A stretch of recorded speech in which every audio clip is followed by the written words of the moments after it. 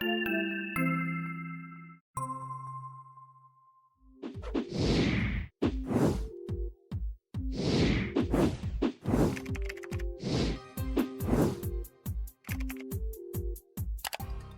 back, Richard. Hey, It's good to see you this morning.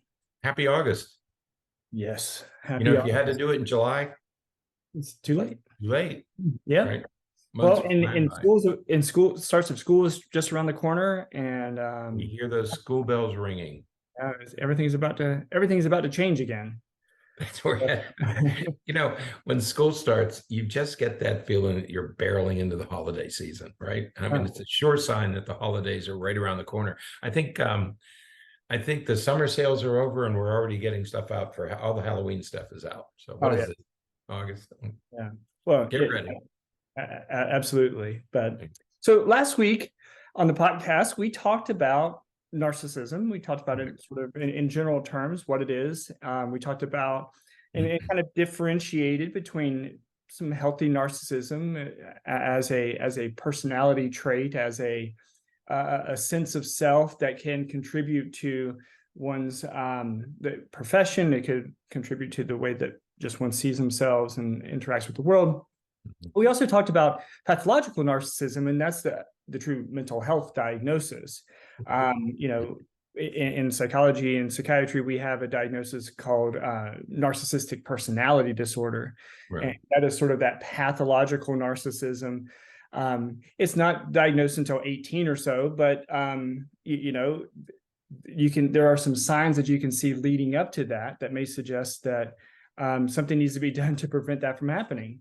Right. Yeah. We talk about not making the diagnosis until you're 18 because narcissism, or at least being self-centered, and we use those terms interchangeably, at least being self-centered, it's not abnormal before age 18. And I don't want to say it's normal. We don't want to argue that, it's normal to be selfish or it's normal to be narcissistic. It's just not abnormal before the age of 18. And we see it in infancy. Infants are very self-centered because they have to survive.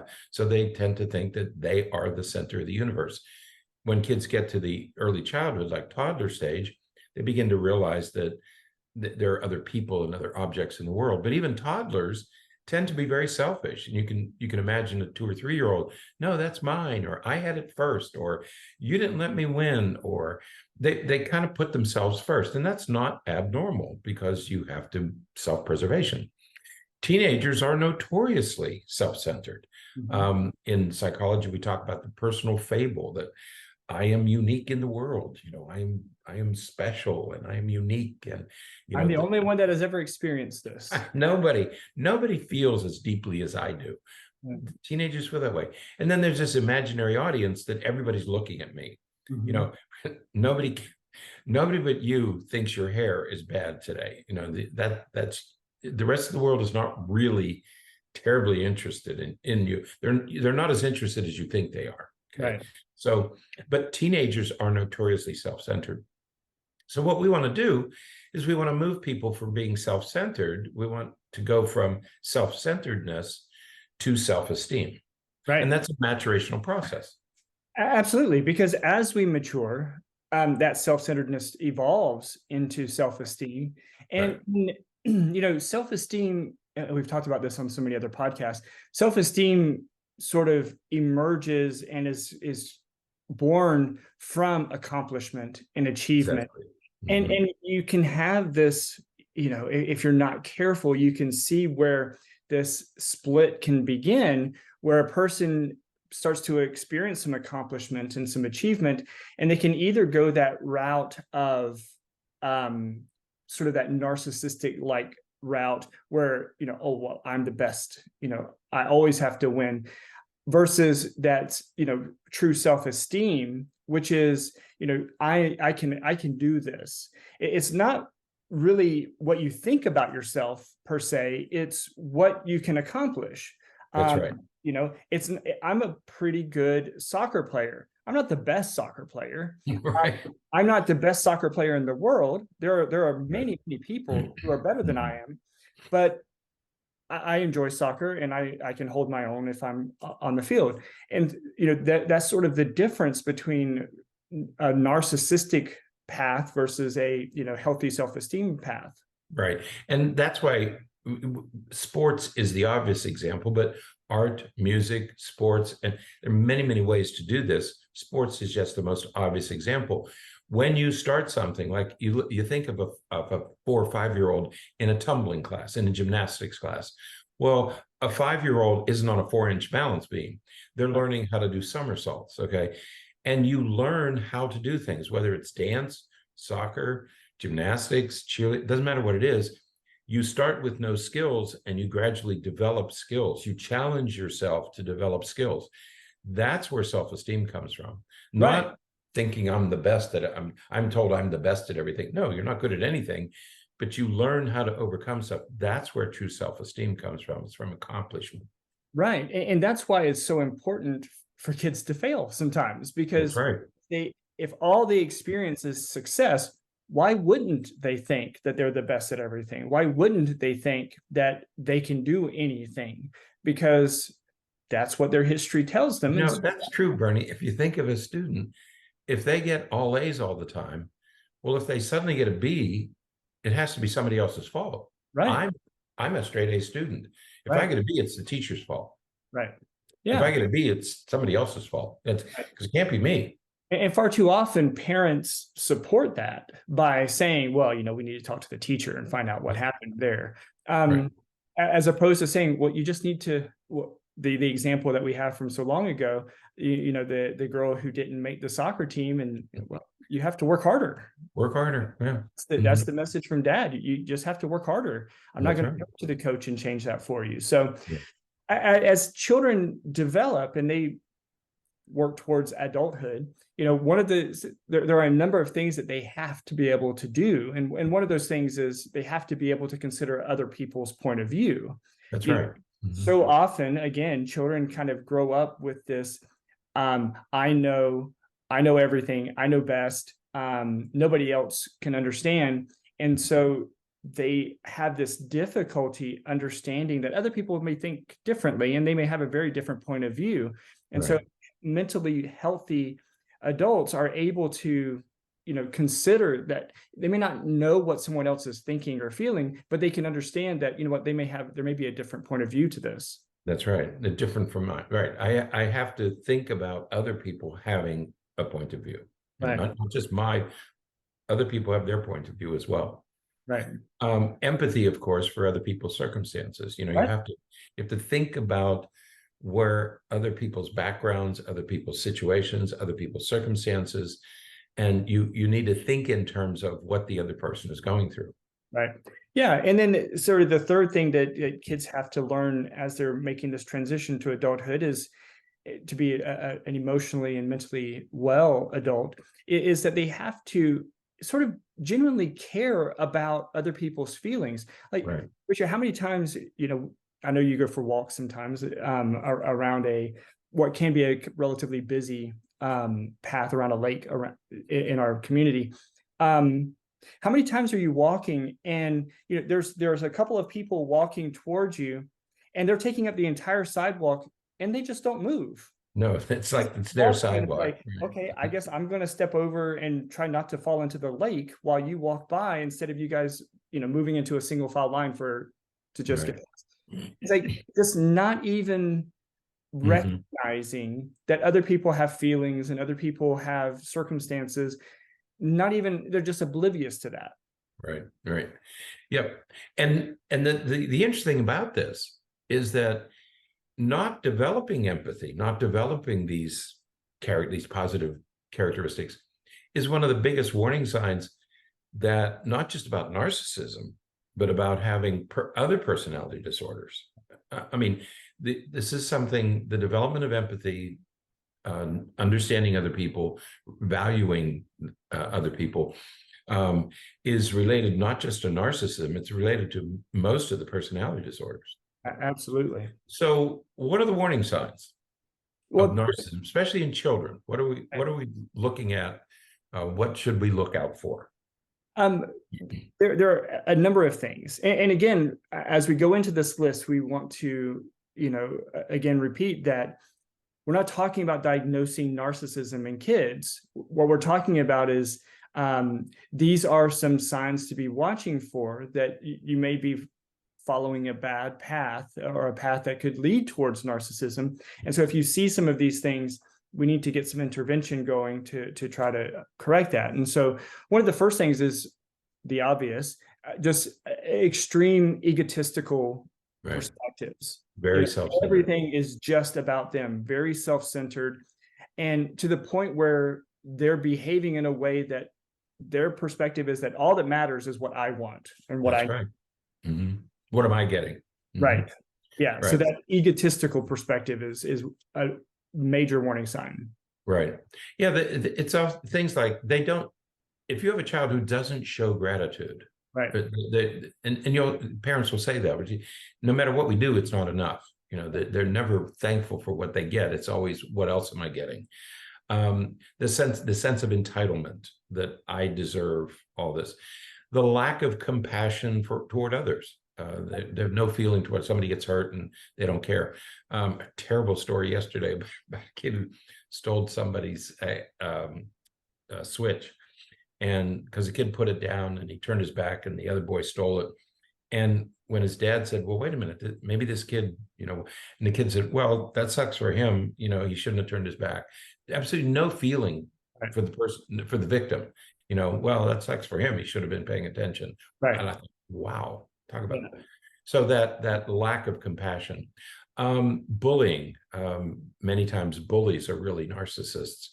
And they act out when they're criticized, even if you gently tell them to correct them, they begin to act out and become sometimes even physically aggressive, because after all, how could you possibly criticize me because I'm perfect? I'm without flaws. Okay. Right. Absolutely. And and some of the other warning signs are sometimes typical for all kids, but again, it's not abnormal. It's not abnormal, but if they blame other people for their shortcomings or mistakes, well, it wasn't my fault, like you said, well, I can't help it. He shouldn't have turned his back, blaming the victim for what he did. Lying, to sort of either elaborate their achievements or to avoid accountability, but lying to either protect themselves or to glorify themselves. Right. And then being so competitive to the point where they will do whatever it takes to win. and again, no sympathy, doesn't care what that means to anybody else. It's just, I'll do whatever it takes to win, and that's it. I am special. I have to win. And because they can't even imagine that it's okay for somebody else to win. And that's that lack of they have no sense of the other person is as important. Other people are as important as you. We all have the same feelings. Right. And as we're about to transition into, what can parents do about this? One of the things I'd like to sort of highlight with this is that as we talked about those warning signs, if you think about it, what we're really talking about is a child who is growing up that has a relatively weak ego. We think of a person who is narcissistic as having this big ego and all of that. Well, what we're really talking about in many cases is a person with a very fragile ego. Right. Because to lose would be too much of an insult or too much of a contrast that their ego just can't handle that. Right. And it's not so much that they truly think necessarily that they are the greatest. It's that to not think that they're the greatest would be too overwhelming and too much for them to handle. And so therefore they have to present this way. They have to win. And I think for many kids, it really is like that. Not to win is a devastating blow to them. Their ego can't absorb that. They can't handle it. Absorb criticism, failure, being second. Their ego is so weak that they just can't. accept. Right. Right. It doesn't fit within their paradigm of who they are. And so Right. that makes it really difficult. And that becomes more and more the case as kids develop. So the earlier you can recognize some of these things to intervene and do some of these things we're about to talk about, the better, because if you have a 5-year-old who's doing that, and then they're still doing it at 9, and now they're doing it at 15, it's going to be a lot more difficult to do something about that than it would have been if you would have just started when they were 8. That's right. And that's why we mention these things. You're right. It's not to make a diagnosis. It's that these are the things that you need to look out for, because if they're consistent, if they persist over time, and you don't see that gradual transition from self-centeredness to selflessness to empathy, then you need to start working on these things. It doesn't mean that you're going to end up, the person is going to end up with a diagnosis, but you need to start working on these things. Right. Absolutely. So let's think about what parents can do. Right. And, one of our, repeated recommendations is just simply consistent parenting. Right. So, yeah, I hadn't thought about this issue before, but it's interesting. Yeah, you have to be consistent.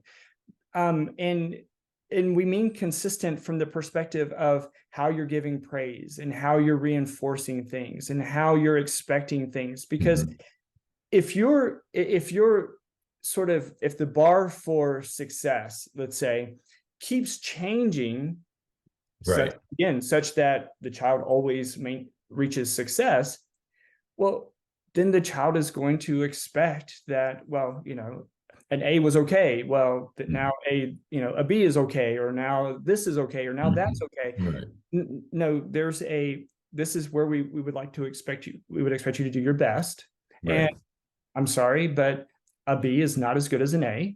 A B is acceptable, certainly, but it's not as good as an A. I'm not, it's not this. It's just not the same thing. Right. You did really well. You weren't the best. But that's okay. Reminder, you weren't the best. Right. Right. But it's okay not to be. Absolutely. Right. So consistent parenting is just really important. That's right. Because if you're inconsistent, if you're irrational, if you're unreasonable, children would get the feeling that they can't really rely on you. If you're losing your patience, if you're losing your temper, if you're not consistent, if you say you're going to do something, you don't do it, you can impart the feeling to children that they can't depend on you, that they have to do it themselves, that they have to, they can only depend on themselves because they can't depend on their parent. This fosters the very egocentric behavior that we're trying to eliminate, and this disregard for authority. I mean, there are lots of youngsters running around who just have no respect for authority because their authority figures have made a lot of mistakes. Right. And you don't get respect just because you're older. You get respect because you're competent. And so a lot of kids have no respect for any form of authority. All right. So consistent parenting is one of the general principles. The other general principle is managing their demands. And we put this in this general principle category because these kids are going to make demands. That it's part and parcel of who they are and what they do. And they're going to demand and demand and demand. Mostly it's unreasonable demands. Yeah. So what parents have to learn how to do, is you have to listen to the demands. You can't just dismiss them because that invites trouble. You have to listen to their demands, but you have to find ways to modify the request. Child says, I want to go to Disney today. Well, it may not be possible to go to Disney. Honey, we can't go today, but we can go on Saturday. We can't go to Disney, but we can go here. Right. So you're not providing excuses. What you're doing is you're acknowledging the demand, but you're also telling the child you don't always get everything you want. Right. And that's and you have to do that regularly with these kids. They have to know that, yes, they can make demands, but they're not always going to get what they want. Right. And this is where you really have to be careful of how you phrase that, because if you say, well, we can't go today, but maybe we can go next weekend if you have a really good week at school. Mm. Well, then what, if you're not careful, what that can lead to is, if he doesn't have a good week at school, now we're going to be blaming the teacher. Now we're going to be blaming other kids in the class. Now we're going to think of all of these reasons. And again, this is that slippery slope that parents find themselves on sometimes, where it's, well, I made this deal. I made this, Mm. acknowledge this possibility. And they didn't make it. We weren't able to do it, or they made some mistakes. So now what do you do? That's Do you right. say, no, we're not going to go to Disney because you had a bad mark on Monday. Everything today was good, but you had a bad mark on Monday. Or are we going to say, well, we can overlook some of those things? And so it just becomes very difficult to maintain that consistency that we were talking about. Yeah. So you have to be always modifying those requests just to give the message that, yes, you can have this, but we have to tone it down a little bit. You don't get everything you want. Okay? Absolutely. Then you have to model. So in addition to these two general principles, you have to model the behaviors that you want. Right. What do you want? You want empathy, and you want positive behavior. You want positive character traits. Okay. So modeling empathy is, these kids, they're very good at having empathy for themselves. What we need to do is demonstrate empathy for others, Right. the other children in the family, the other spouse, other relatives, neighbors, grandparents. And you have to be talking to the child about your feelings for these other people, and they have to see you being empathetic with others, having empathy for others. They have to watch you doing that. Right. And so what this leads to, and what we want parents to consider is, verbalize some of those things that you do. When you are thinking about, man, I really worry about how, my friend is feeling because they had a really bad day yesterday. Verbalize that. Say it out loud. And when you're sitting there at dinner with your kid and say, I'm really worried about my friend. She looked really upset today. And I know that she's been going through some things. So I'm going to try to call her after dinner. Okay. So you go play in your room, or when you're in the bathtub or something, I'm going to call her because I'm just worried about how she's feeling today. Right. Right. You're verbalizing it, talking about it and recognizing it, and so that they can see what you're doing.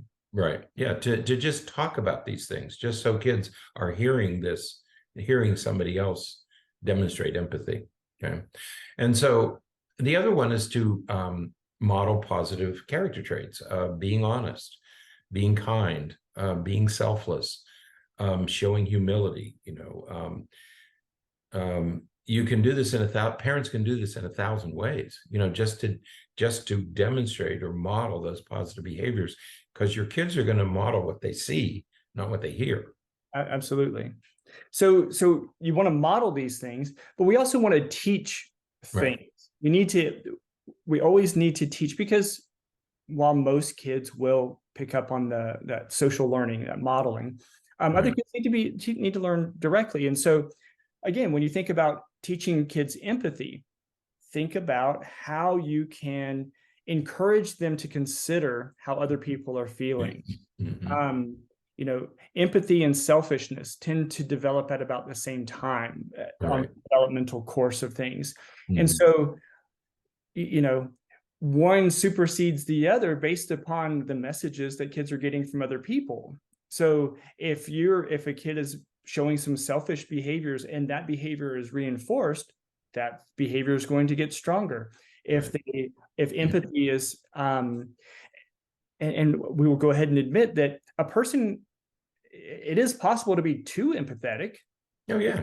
Too empathetic, then you're not thinking about yourself at all, and you're only concerned as other people, and that could lead to some other issues. But teach kids empathy. Talk to them about, how do you think your friend felt when that was going to happen? Oh my gosh, that sounds really like a real problem for them. What do you think your friend is feeling or thinking about with that? Encouraging them to think about and consider some of those things. Yeah. Or my teacher was in a really bad mood today, and she embarrassed me. And you can say, well, we're gonna take her to town. We're gonna teach her. no, maybe you ought to have the conversation could be, well, we need to think about this because maybe she got some bad news, or Yeah. maybe somebody got injured, or maybe she got, let's try to figure out why she's in this bad mood. What may have happened to her, instead of saying, well, we're going to take care of this. Right. Because think about working through that process, because that's a great example. You say, well, my teacher was really mad today, and that's why Right. that's why she gave me a frown face in my agenda. Well, what happened? Why was she in a bad mood today? Well, something at home, she said, but well, I know that sometimes when things happen at home, it makes me in a bad mood when I go to work too. And does it happen to you sometimes? Well, yeah. And you're walking them through that process of appreciating that other people feel something and that it's different. Right. And then the second thing is, besides empathy, is teach the value of work. And children should have chores starting at 2 or 3 or 4. I mean, toddlers should begin to have chores, not to get an allowance, but because they live here. You live in this house and you have to contribute. And you do these chores, and you start very early. You do these chores, you accept your responsibilities because you're part of a family, because you live in this house. Mom doesn't get an allowance, dad doesn't get an allowance. Nobody gets an allowance for taking care of the house or taking care of the yard. So you teach the value of work because it has its own value. Right. And then putting others first. Routinely ask your children to put others in front of themselves. As we said at the beginning of this podcast, children are by nature a little bit selfish. So you have to keep reminding them to put other people in front of themselves at least some of the time. Yeah, right? Absolutely. And the last thing we want to teach them, and we alluded to this earlier, is that they can't always get what they want just because they want it. And so, when you think about the word no, there should be just as many limitations as there are permissions. Right. So as many times as you say yes, you should be saying no. Don't be afraid. Right. It doesn't have to necessarily be the word no. It could just be, well, we can't do that today, but we can do that. That Disney example we gave a few minutes ago. But so you're setting some limits, you're making some restrictions, but you're balancing that with the permissions. So right. Yeah, these kids are very strong emotionally, psychologically. They're very, very strong. But don't be afraid to say no. I mean, you should say no as many times as you say yes. So if you're giving, you got to save some time to say no. Remember that thing about, for every negative thing you say about a child, you have to say 3 things that are positive. Right. Same rule applies here. Don't always give in, because that's going to feed that ego. That's going to feed that narcissism. Right. So we have these things that we want to model. We have these things we want to teach, but there's also things that we want to discourage. Right. We don't want our children to demonstrate greed, for example. We don't want them to build those skills.